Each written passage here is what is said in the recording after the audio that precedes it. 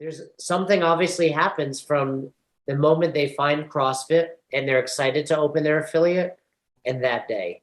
And usually what that looks like is just a tremendous amount of stress, working 24 hours a day, 7 days a week, 365.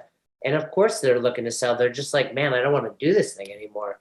Where if you were doing things correctly, properly, you would turn that offer down immediately.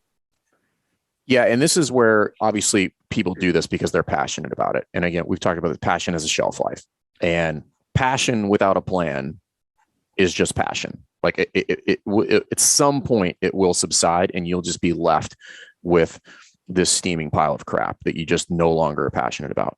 And what we want people to think about is you will have to grind it out, right? I firmly believe that is non-negotiable. However, this is something that I've continued to work on, is just like, it shouldn't be this grind forever.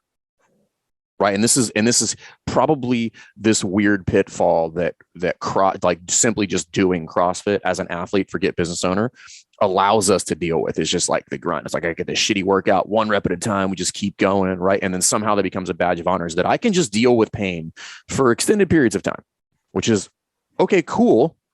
But why are you doing that is the question.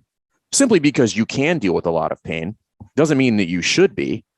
Right. So let me phrase this a little bit differently.